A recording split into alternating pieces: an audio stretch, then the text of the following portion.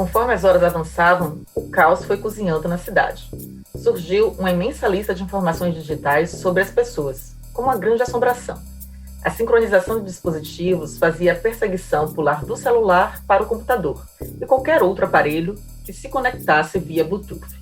Para piorar, o reconhecimento facial e digital em locais públicos foi tomado, exigindo dos existentes à invasão de privacidade uma resposta, onde quer que fossem. Sim ou não? Parece até coisa de ficção científica.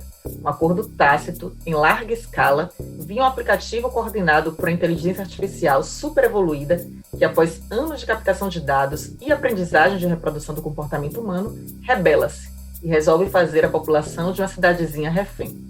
Uau! Visar os fins sem se importar com os meios? Isso é muito humano. Essa história que você acabou de escutar, na voz da Marília Moreira, são trechos do conto Eu, Algoritmo, da escritora de ficção científica afrofuturista Lu Ainzaila, de Nova Iguaçu, Rio de Janeiro. Parece um futuro distante, né? Inteligência artificial ameaçando toda uma população. Isso, infelizmente, pode ser muito mais real do que a gente imagina. E tem muita gente, como a Lu, já pensando sobre isso. Os usos e o futuro das tecnologias de mulheres negras são o tema da nossa conversa de hoje. E a gente vai sair daqui, de Arthur Alvim, zona leste de São Paulo, onde estou, fazer uma parada na freguesia do Ó, na zona norte, e depois viajar para o Rio de Janeiro, ouvindo no caminho quem mais tem a dizer sobre isso.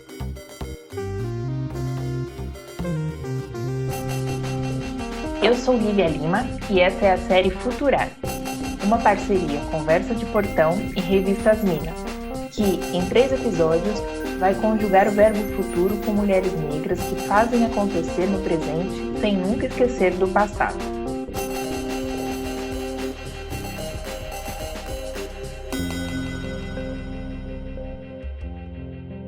Quando eu falo em tecnologia, aposto que você pensa em máquinas, robôs, computador. Mas será que tecnologia é só isso? Você já parou para pensar em quem inventou a sacola? Parece tão simples, como se ela sempre estivesse ali, quase na natureza. Mas sempre houve uma pessoa para ter essa primeira ideia, né? Tipo a roda e toda a evolução humana. A Jurema Werneck, diretora da Anistia Internacional, uma vez eu a entrevistei num evento que a gente fazia na nossa casa aqui no Rio, no Olab, que se chamava Mulheres Negras Pautando o Futuro. E aí a Jurema falou uma história muito interessante, que ela contou que a gente está sempre muito preocupado com quem desenvolveu o satélite, essas bigs tecnologias, mas a gente não, quando olha para trás, a gente vê que a sacola, por exemplo, foi uma grande tecnologia inventada por mulheres negras, mas que não é hoje vista como algo tão tecnológico, mas que garantiu muito mais a sobrevivência da espécie humana do que o próprio satélite. Essa que você acabou de ouvir é a Silvana Bahia, a Sil. Ela é diretora do OLAB, uma organização social com foco em inovação, tecnologia e diversidade, onde coordena a Preta Lab. A Sil também é pesquisadora em políticas e economia da informação e da comunicação na Universidade Federal do Rio de Janeiro e mestre em cultura e territorialidades pela Universidade Federal Fluminense. Quando a Sil me contou essa história, me lembrei de uma outra frase marcante da Jurema Werneck. Nossos passos vêm de longe. Nós, mulheres negras, trazemos em nossa memória ancestral africana muitas técnicas, invenções, aprendizados e temos muitas razões para nos orgulhar.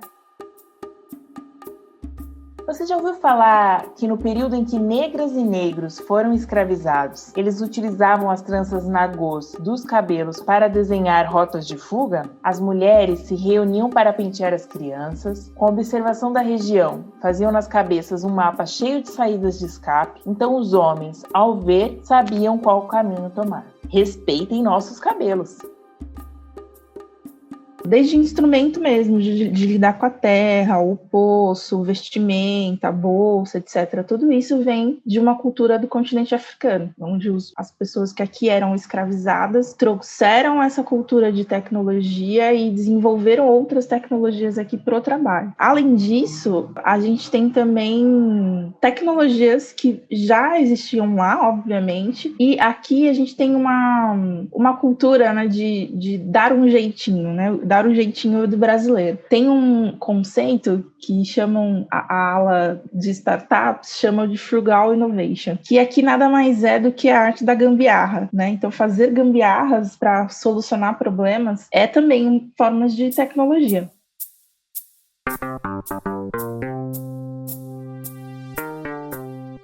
Agora, quem você escutou foi a Thaís Oliveira. Thaís é Relações Públicas, mestre e doutoranda em Ciências Humanas pela Universidade Federal do ABC, aqui de São Paulo, onde estuda afroempreendedorismo e tecnologias da comunicação, e participa do Núcleo de Estudos Africanos e Afro-Brasileiros. A fala da Thaís me fez memória de outro ensinamento que tive dos mais velhos, o conceito de sevirologia, do mestre Soró, em Griot de Perus, bairro da Jéssica, que acompanhou a gente nos 2 primeiros episódios da série, e que sintetiza como nós nos viramos nos 30 nas periferias brasileiras. Gambiarra é sobrevivência e resiliência constantes. Nesse exercício de sankofa que estamos praticando na Futurar, é sempre importante pedir licença para os mais velhos, porque ninguém começa totalmente do nada, nem no Vale do Silício. E quando a gente fala de população negra, eu gosto de pensar no verso: eu carrego o sonho e a esperança do homem escravizado, da Maya Angelou.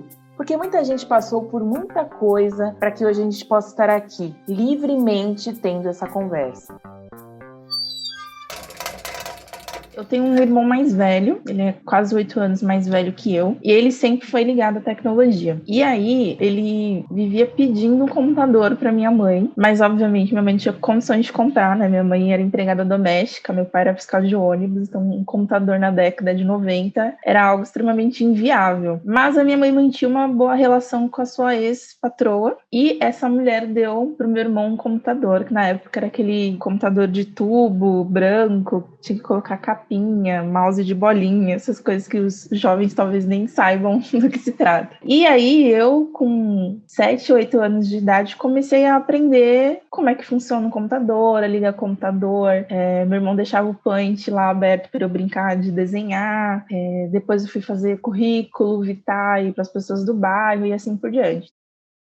Foi digitando currículos para os vizinhos que a Thaís começou sua experiência no empreendedorismo e na internet. Depois disso, se engajou nas comunidades das redes sociais e aí, já na universidade, transformou essa experiência em seu objeto de pesquisa. Qualquer pessoa que desenvolve projetos, inclusive tecnológicos, cria a partir de seu repertório e vivência, para muitas vezes resolver problemas específicos que só quem passa por alguma situação consegue dimensionar. É o que a Sil Bahia nos exemplifica. A maioria das tecnologias que eu vejo sendo desenvolvidas por pessoas negras são tecnologias mais inclusivas, não por conta só da representatividade, mas porque elas também trazem no seu fazer, né, uma ampliação também de olhares para a criação de soluções que geralmente a gente não é contemplado, né? Acho que tem um trabalho também super interessante da UOL Tecnologia, que é feito pelo Hugo Lima e a Nathalie Lima, que são 2 irmãos, que começaram a desenvolver equipamentos e ferramentas de audiovisual a partir de eletrônica aberta, impressora 3D, cano PVC, o que já é uma coisa super interessante porque, de fato, usam um material de baixo custo para fazer com que isso chegue a mais pessoas. Mas, para além disso, quando eles desenvolvem esses equipamentos, eles sempre usam filamentos, coisas bem coloridas, para que aquilo nunca seja confundido, por exemplo, com uma arma de fogo, né? Imagina, você está usando um grande aparato, um tripé, né? Uma coisa que acaba, para nós que somos negros, acaba nos colocando em vulnerabilidade a depender de onde a gente está andando, o horário que a gente está andando e o que aquilo pode parecer, né? Então, eu acho que esse trabalho da UOL Tecnologia é muito personificador dessa grande diferença que tem quando as pessoas negras criam tecnologia e diferente de pessoas brancas, né?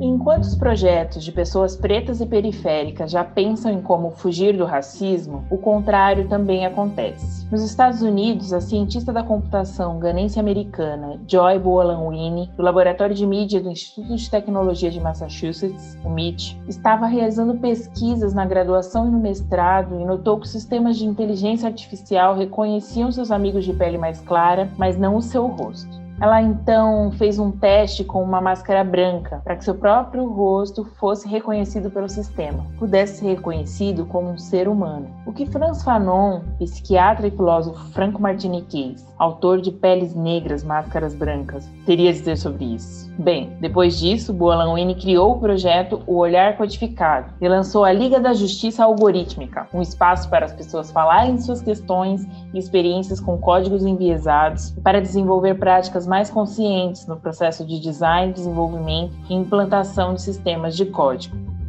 Se a gente olhar para o Brasil, a desigualdade ela está dentro do nosso cerne desde que a gente foi invadido. A gente percebe aí que a tecnologia, ela na verdade pode aumentar esse ato, né? Ela pode aumentar as desigualdades sociais. A gente tem exemplos aí de pesquisas, tanto no Brasil quanto fora, de que, por exemplo, o reconhecimento facial, ele desprivilegia, né, pessoas negras em relação a, por exemplo, acesso a crédito e etc., e privilegia pessoas negras quando a questão é a segurança pública. Tem um dado aí da Rede de Observatório de Segurança que diz que mais de 90% das prisões realizadas por reconhecimento facial, que é uma técnica que as forças de segurança pública têm usado, mais de 90% dessas prisões foram de pessoas negras e, sei lá, mais de 70% estavam incorretas, né? Ou seja, os algoritmos e tudo isso que a inteligência artificial traz, trabalha com probabilidade, né? E trabalha também com dados, né? E os dados, eles têm cultura, né? E tem muita gente que diz por aí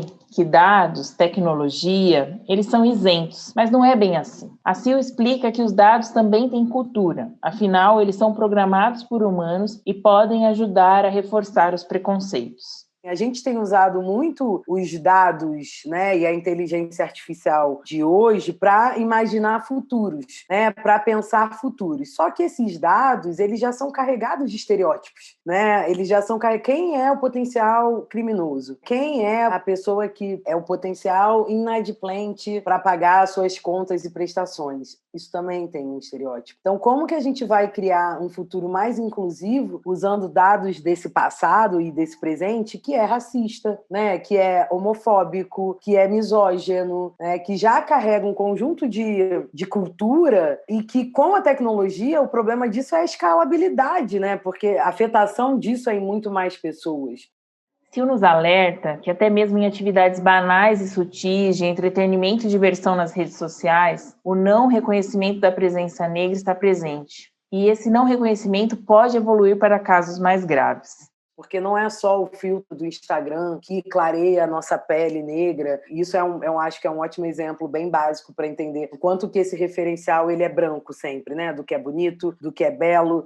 Então é a pele mais clara, é a pele que está sem nenhuma marquinha. Vai desde isso a os carros automatizados, né? Que já estão sendo testados aí e que em 2019 saiu uma pesquisa do Instituto da Geórgia que dizia que os carros automatizados têm até 5% de chance a mais de atropelar uma pessoa negra. A gente se pergunta, mas por que isso acontece? Isso não foi testado com a pele negra? Ou seja, isso não está considerando os diferentes, a pluralidade que tem nos tons de pele negra, né? Então, assim, são coisas que a gente precisa começar a olhar, né? Eu acho que a grande fit, né? A grande conjunção que precisa acontecer é não separar as tecnologias das questões sociais, porque, em geral, isso acontece muito. Eu acho que 2020 e 2021 tem sido anos que a gente tem discutido mais isso, até por aumento do consumo, mas assim, uma coisa não anda sem a outra, né? E quando você vai nas bolhas da tecnologia hard, só do que é técnico, essas questões socioculturais, elas são descartadas. Assim, se a gente for pensar num futuro para incluir mais pessoas, no futuro que caiba mais gente, a gente precisa entender que essas questões têm que andar juntas, né? Essa fala da CIO Bahia mostra o quanto as tecnologias desenvolvidas por um grupo não diverso de profissionais pode ser perigosa para outros. Segundo dados do National Center for Education Statistics, apenas 3,8% dos funcionários do Facebook são negros, 4,5% na Microsoft e 3,7% no Google. As mulheres são apenas 25% no setor em geral. Aqui no Brasil, a pesquisa Quem Coda BR, realizada em 2019 pela Preta Lab, a iniciativa que a CIO coordena, revelou que não há nenhuma pessoa negra em 32,7% das equipes que trabalham com tecnologia no país. E 21% das equipes de tecnologia não contam com mulheres negras. E 95% delas, nenhum indígena está empregado. Então, as mulheres negras têm menos acesso à tecnologia. Consequentemente, mulheres negras também têm menos acesso à formação e à carreira em tecnologia. Então, como que a gente vai pensar uma tecnologia com um olhar não hegemônico se os espaços de decisão e de reflexão a respeito da tecnologia não são plurais, são sempre os mesmos grupos, os mesmos padrões de sempre? Acredito que as mulheres, de modo geral, e as mulheres negras encontraram na internet, nas redes sociais, um espaço para falar e para produzir conteúdo, né? Então, a gente tem diversos blogs, coletivos, páginas, grupos, enfim, que são espaços de debate e de discussão, e isso é muito bom, mas que também pode ser ali um celeiro de exposição que vai levar para violências, né? Por exemplo, nas últimas eleições, em que as pessoas conseguiam muito facilmente descobrir o endereço de candidatas negras e iam até a casa dessas mulheres ameaçá-las, tacar coisas, etc. A gente tem recentemente também uma série de vereadoras e deputadas que precisaram sair do país porque a internet ali facilitou a forma de encontrá-las, e a ameaça que antes era só digital também se torna algo na sociedade. Enfim, a gente tem aí diversas formas, né, de violência.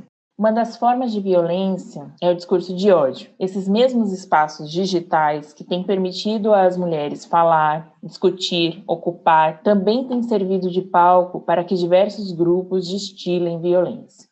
E grande parte desse discurso de ódio, ele é propagado contra mulheres negras. A gente já talvez lembre aí de alguns casos de racismo contra Maju Coutinho, contra Thaís Araújo, enfim, outros casos de racismo, né? Então, a tecnologia, de certa forma, permite que esse racismo contra mulheres negras seja mais evidenciado, justamente por essa suposta capa de proteção, né? Você bota ali um nome aleatório, uma foto de anime, e a pessoa se sente extremamente protegida para ser racista, né?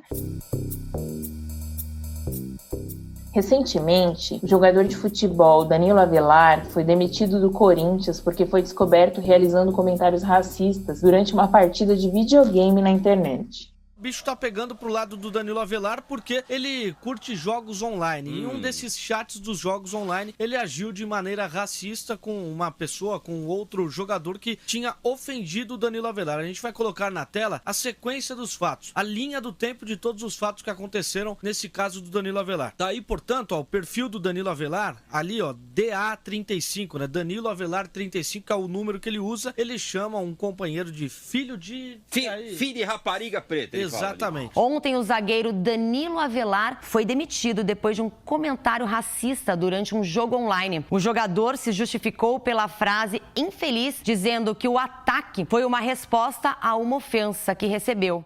Eu, corintiana da Zona Leste que sou, fiquei muito chateada, mas não surpresa. Afinal, as pessoas se sentem muito à vontade no mundo virtual, a ponto de deixarem escapar o racismo que, na frente das câmeras, é mais fácil controlar, né?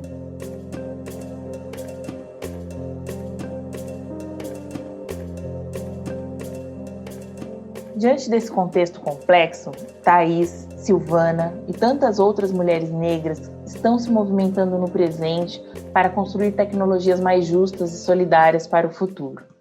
Então, hoje a gente já tem diversos coletivos, iniciativas, empresas, organizações, editais que pensam principalmente formação educacional, técnica, formação crítica, formação política, enfim, de forma coletiva realmente, né? Então, desde, sei lá, Minas Programam, AfroPython, Maria Lab, Programaria, a Infopreta, enfim, a gente tem muita iniciativa de pessoas que estão pensando coletivamente soluções, né? Não individualmente como orna o sistema, mas soluções coletivas que vão, ao menos, reduzir danos desse uso exacerbado da tecnologia, né?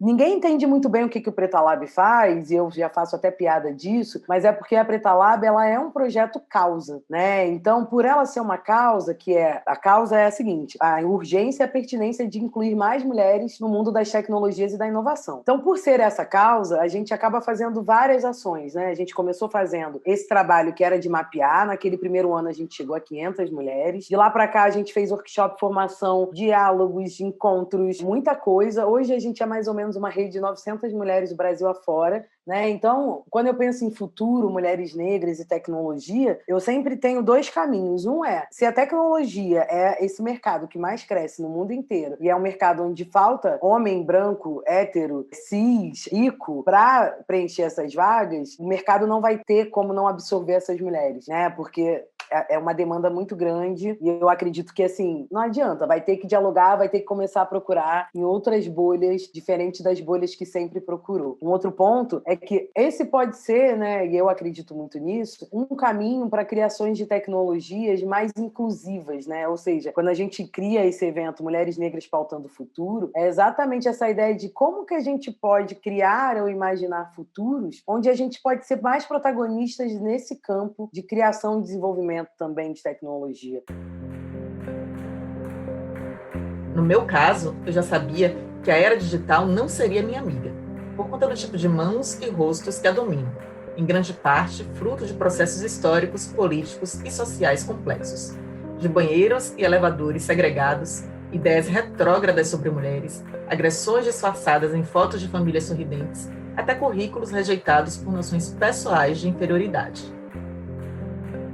Este é mais um trecho do conto Eu, Algoritmo, da escritora Lu Ainzaila, que a gente conheceu no começo desse episódio, na voz de Marília Moreira. Não vou dar spoiler para quem quiser ler, mas na história, a cyberativista Aija luta para resistir aos ataques digitais que ilustramos no começo dessa história. Assim como muitos lutaram no passado e ainda hoje lutam contra tudo isso que ela elenca agora aqui, nesse trecho. As tecnologias digitais tendem a apontar para o futuro. Hoje já vivemos concretamente em uma era antes não imaginada. Mas como a Thaís vai nos contar, é preciso carregar com a gente a herança ancestral que nos fará construir um amanhã melhor.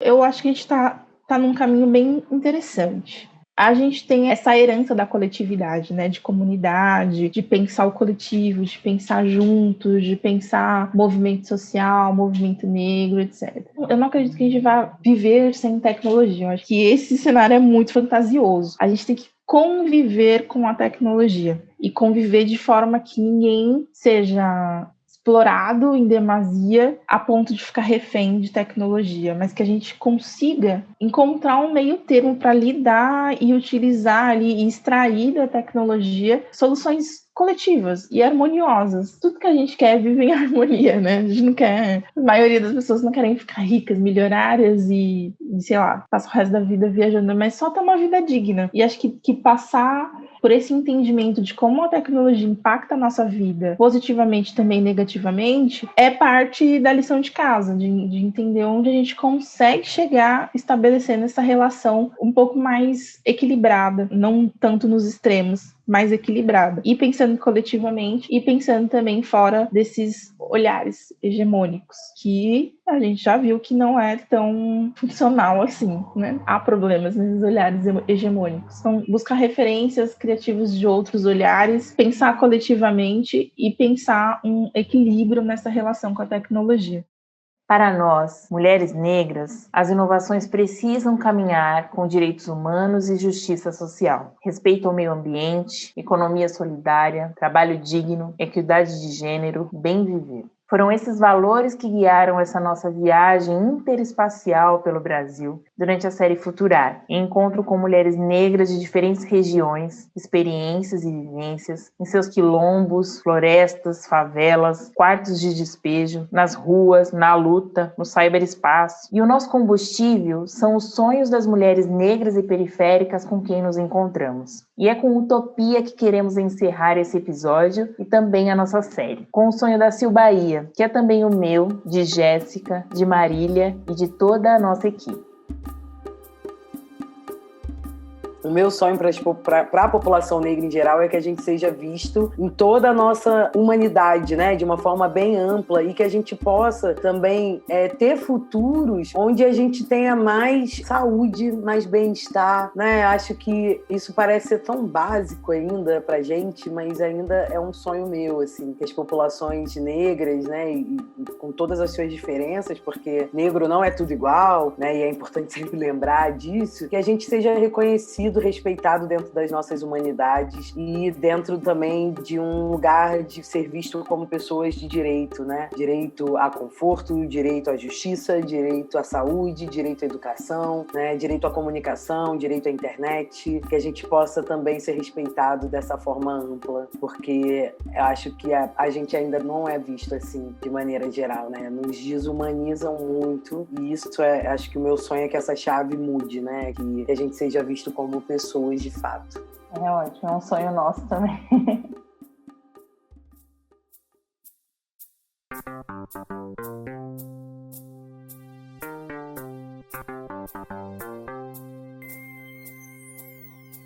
Se você acredita e confia no trabalho que o Nós Mulheres da Periferia e a revista Asmina fazem, contribua com nossas campanhas no Catarse. Para doar, basta acessar o site www.catarse.me e nos procurar por lá. Esse foi o terceiro e último episódio da série especial Futurar, uma parceria Conversa de Portão e Revista Asmina, e faz parte de Narremos a Utopia, uma iniciativa de Puentes para imaginar um futuro feminista, interseccional e inspirador. Conversa de Portão é um podcast produzido pelo Nós Mulheres da Periferia em parceria com o UOL Plural, um projeto colaborativo do UOL com coletivos e veículos independentes. Semanalmente, nós ouvimos a história, opinião ou análise de mulheres sobre assuntos que são importantes para nós. Eu sou Lívia Lima e apresentei e fiz o roteiro desse episódio. Junto com Jéssica Moreira e Marília Moreira, fiz a pesquisa e reportagem, com edição de Helena Berto e Jéssica Moreira. Ele foi produzido por Carol Moreno, trilha sonora e edição por Trilhará. Nesse episódio, utilizamos áudios da Jovem Pan Esportes e TV Brasil. E utilizamos trechos do conto Eu Algoritmo, de Luan Zaila, do livro Vislumbres de um Futuro Amargo, da editora MAG.